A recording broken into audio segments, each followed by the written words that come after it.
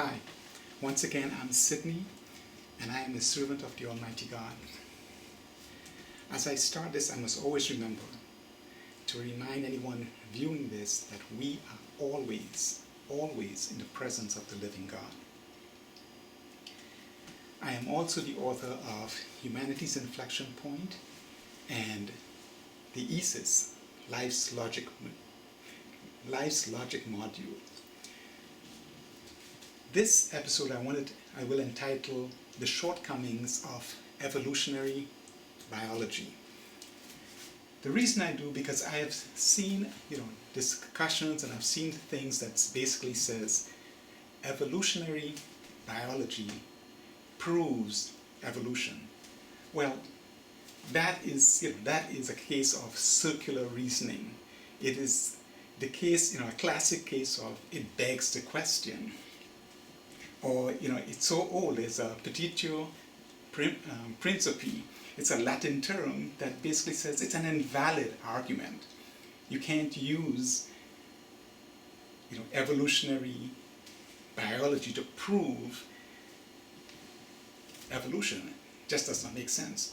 But more importantly, this whole inspiration, all of this, is based on the path that led me to spend over 30 years doing logic, binary logic, where there are no holes. That would be a bug in a program. So when you build systems, everything has to line up. You cannot have gaps.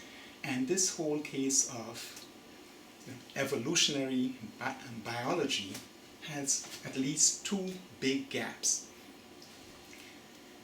The number one gap has to do with everything that you feel right now. Everything, everywhere you think about this, the very emotions that you have viewing this is based on sensory input. So you see this. Matter of fact, just about everything in life we do, it's based on sensory input. It's a sensory response. We hear things, we see things, we experience. And so life, everything alive is filled with sensors. And I've covered this in much more detail in the book. The very notion of how important that sensory information is to our lives, everything about us. I mean, even within us, the chemical processes, they all have chemical sensors that trigger things. And I know that, a lot of our evolutionists and scientists would say these things, just trigger automatically. But, like I gave the example of, an autonomous vehicle, the same people using that same methodology would say that an autonomous vehicle drives because of the material that makes the tires, or the wonderful hydraulics within it, or the battery, or whatever propulsion system it has. But we know that we used to be the engine that drove that. We were the intelligence that drove that. We had to press the gas and turn the steering. Now there's an invisible, intangible system that's in there that does that. You can't see it, but they would not see it either, and they would just use what physically you can see, you can measure. But let me go back to the sensory system, because as we know, even recently they found out that, or they're at least postulating, that birds, turtles, and fish may actually have magnetic sensors. So in their sensory system, there are magnetic sensors. So they use the Earth magnetic field to navigate. Well, let me take you right back. And this is all covered in the book, the ESIS, Life's Logic module. There are three principles that you must, or three prerequisites to having a sensory system. Number one, you must you absolutely must understand that which the sensor will detect and monitor.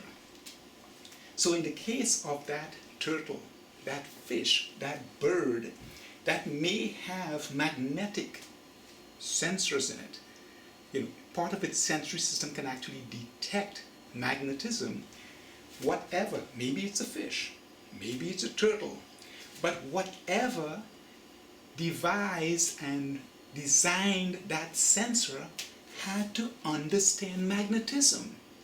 It's kind of like, again, let's go back to that vehicle. The vehicle could only have GPS because we understand GPS. We understand, we've assigned these longitude and latitude and degrees in between and all that stuff that the satellites will transmit. So because we understand that, we can build a GPS sensor.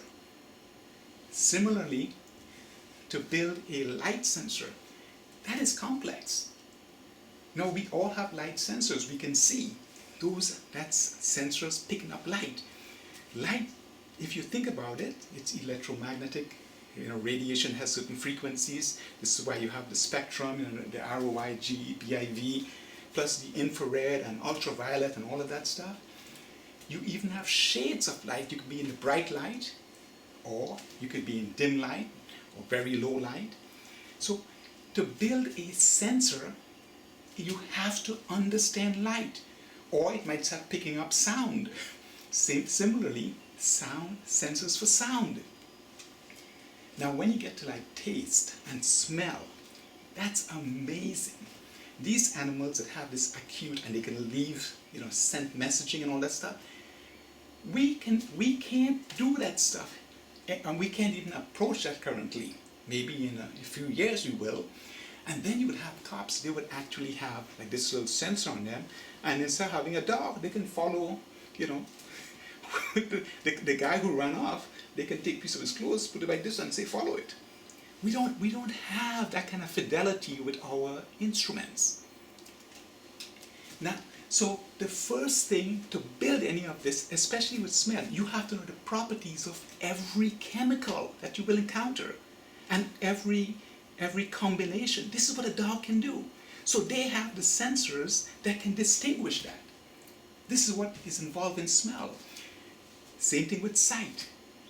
So the sensors had to be designed by something that understood what it was the sensors were going to receive.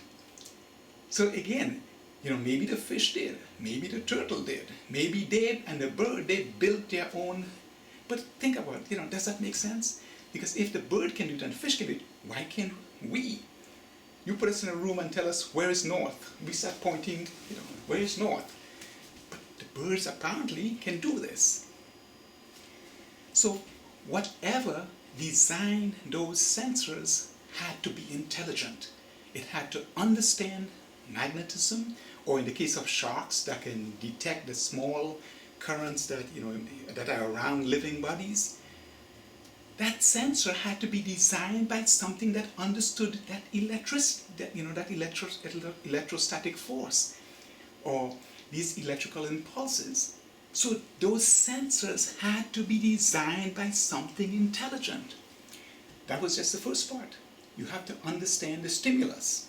The second part is you have to find a material that responds in a proportional manner to that stimulus. That's why we can use like a bimetallic strip, because we know the properties, how much, as you heat the bimetallic strip, how much it distends. Or you can use mercury or alcohol to measure temperature, because we know how much it expands and contracts with variations in temperature. Similarly, if you want to build something for a light sensor, you have to understand light, find a material that responds to light. So one, you have to understand light, you have to find the right materials to build it. And then the third thing is, you have to build a response system. We all have this built-in sensory system, but the sensors don't do anything but receive the stimulus. something has to process it and decide what to do about it. The classic example, I put something hot on my hand. The sensors in my hand detects the heat. Something has to process, remember, process, computers process, and then make a decision what to do about it. You hear a loud noise, your ears do not turn your head. The sound is processed by your ears, and when it is received, it's processed, and then a decision is made to use the muscles to turn. So some of this, and in the case of, that experiment they do where they hit your knee and, to see what's, automatic, things that you don't control.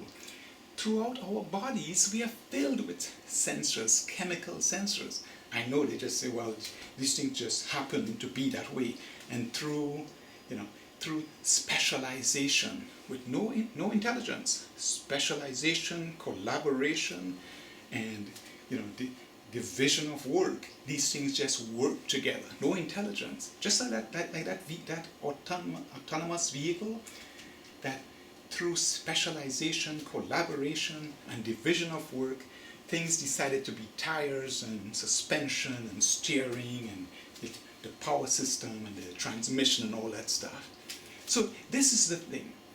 Evolutionary biology has totally skipped over that which basically is the reason we have the emotions we have, and basically is the directive to almost everything we do all day. You have a job, your boss says, well, you hear that. You pick up the phone, you can see, and these things direct our activities. Evolutionary biology totally disregards all the sensors, because here is the interesting thing about the sensory system. It cannot be added after. So you can't create something, let's say something crawled out of this primordial soup. It had to have a sensory system, which had to be, again, see, had to. The sensory system, based on the three prerequisites, had to be designed by something intelligent, something that could understand the stimulus, light, sound, magnetism, electricity, electrostatic forces, whatever. Had to understand that, find the material, and then build a response system to respond to these things, because the sensor will detect it, and it says, okay, the shark says, I can tell that there's something under the sand here, and go get it. It had to build those three pieces. That requires intelligence. Something crawling out of this primordial soup with no sensory system, well, it'll never get one. How do you add it afterwards? So it had to come out with that. So that goes in as, we think of as design time. It had to be designed and implemented at the same time as life itself. And I talked about more about that in the book. I go into more detail of that. But that's the concept. But this is missed. The very generation of this sensory system is completely absent from, from all this evolutionary biology. Right? This just magically happens, with the division of labor and collaboration and specialization. It's like this just happens. But where did the knowledge come from to build those sensors? Additionally, so that's one huge gap. Where did the sensory system come from? When did it? And it had to be at the very beginning. You couldn't implement it. If it doesn't have a sensory system, it can't respond to anything. It's a piece of cake on the table. That's what it is. Or it's a tire on the car, off the car. Right? That's what it is. If it doesn't have a sensory system, it can't see, it can't feel, it can't hear, it is just like I said, a piece of cake or a tire on the road, disconnected from everything else. So that's not life. That is not life. The sensory system had to be at the very beginning. And so, again, that required something with intelligence to design all these specialized sensors that we take for granted. Butterflies may have the same thing. They can navigate. We see those butterflies that navigate between Canada and Mexico every year. All of these things, that's sensor, just like in a car. The car has, you can see there is a change in the speed limit. The controller decides, okay, let's put some more power to the car or slow it down. That intangible intelligence is also missed. So the very design of the sensory system completely missed. The fact that you need intelligence. Now, the other thing that we don't see is we don't see, these half mutants between this and that in the evolutionary record. So the evolutionary biology, we all see perfect models. Not just perfect models, but within them, every organ, every process is perfect. There is no record anywhere of this thing malfunctioning. As sometimes our AI have these hallucinations. So what we see is perfectly functioning processes. But they hesitate, or they remove that completely from, it's not present at all. There is no reference in the evolutionary biology anywhere about this, the generation of the sensory system, and that which takes all the, basically takes all the sensory input and directs activities based on that, is also missing. And this is not just at the level of the organism, whether it's a plant or animal. Within, a plant gets, something breaks, it has to heal itself. That's a logical process. Like we take sap from a tree. We cut the bark and they get the maple syrup and all of this stuff. The tree heals itself. That's a logical process. It detects sensory, it detects, and something, just like when we put something hot on our hand, something says, this is broken, just something has to be done.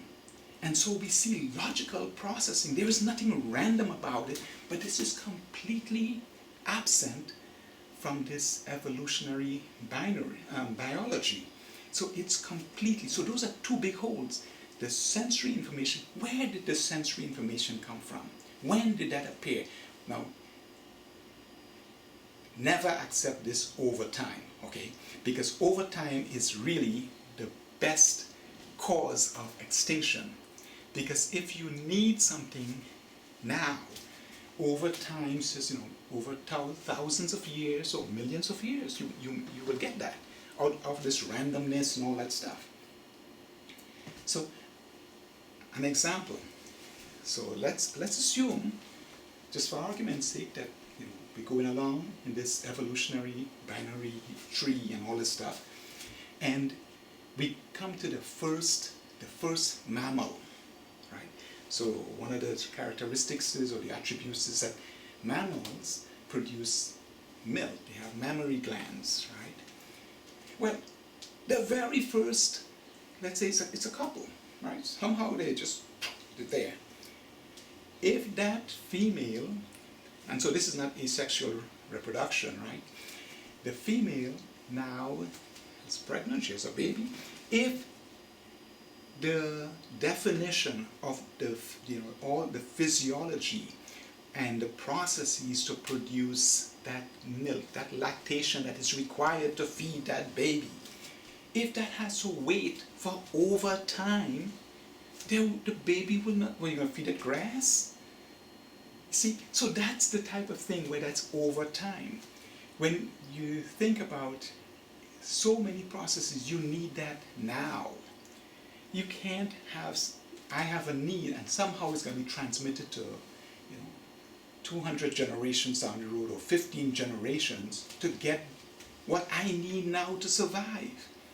That's the problem with the over time.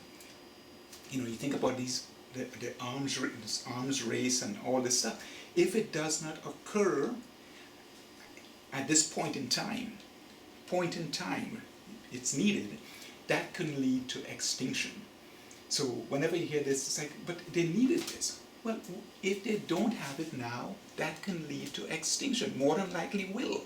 if there's any existential threat that is going to be met over time, that is a sure way to head into extinction. So this is, these are the two holes that or major gaps in this evolutionary biology theory, because what we see is there is no explanation for the building and the development, the design, the implementation of the sensory system. And like I said before, just about everything we do is based on, life does not really occur without a sensory system, right? What we see, we hear, even hunger, going to the bathroom, all of these things, sensors, healing, immunity, right? Our digestive system, all of this sensory. And one of the interesting things, as we all know from watching, CSI and this stuff, when life ends, it's like you turn the battery off, these systems, these processes stop, like digestion, it stops. The evolutionary biology does not recognize that there is a process. We have this, what the shark would detect, that electrical stuff that's happening. When that switch turns off, these processes stop. So it's not just because you have these two materials, like these scientists now keep explaining that it's just the process. The process is initiated and driven because you have these two materials that are close, and this is and it's like, well, what causes it? Don't worry about that. It just generates. And so they totally miss not only the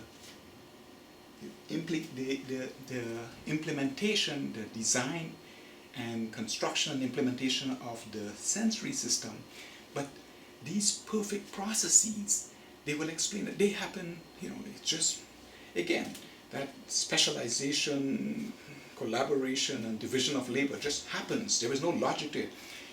Take 1,000 guys with absolutely no training.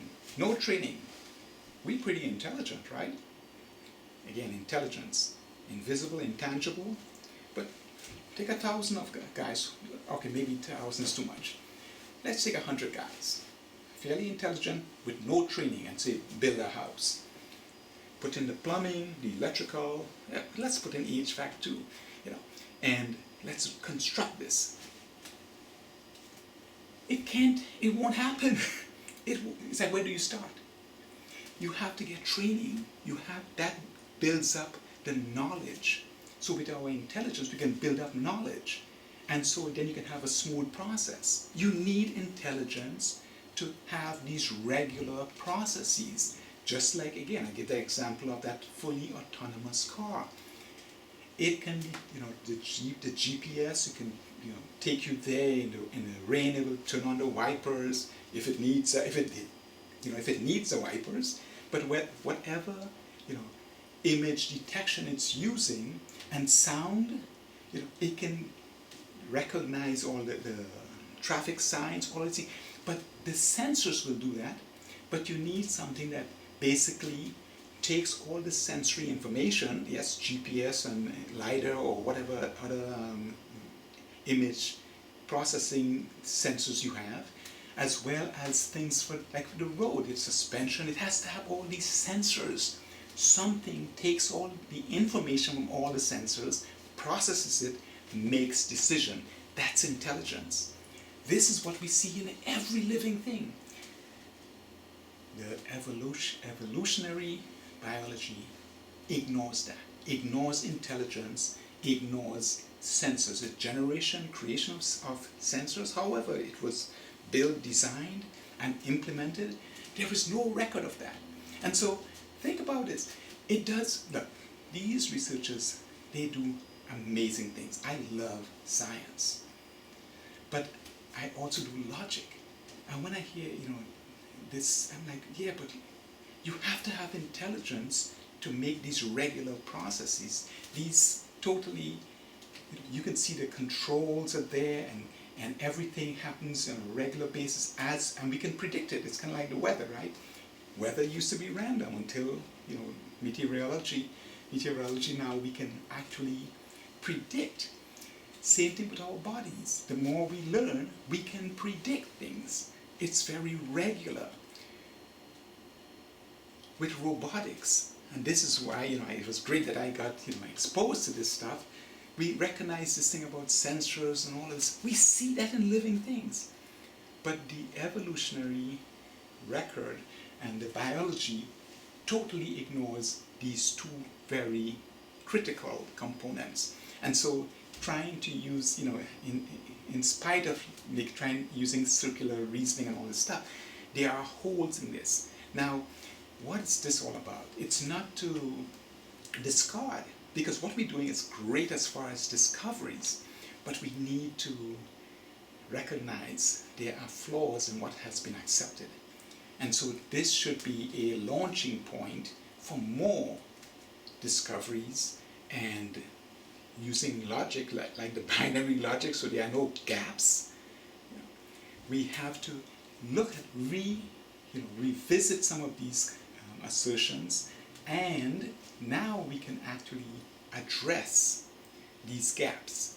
Now, I know it won't be easy, because dealing with the intangible, things for which we can't have any empirical data, we have to come up with some conventions. We also have to address, because just like the world was the center of the universe for a long, long time, and the earth was flat for a long, long time, but now we recognize we've advanced to the point where we realize there are gaps, and these gaps may need to be filled with something, or it completely invalidates what we have accepted so far. That is a case of going forward, taking a critical look at some of these assertions. Once again, I want to thank you for taking the time and viewing this. I hope you're somewhat enlightened. I hope my logic is not flawed. If it is, let me know. Because again, I want to be logical, and you notice I'm not going into the dogmatic thing.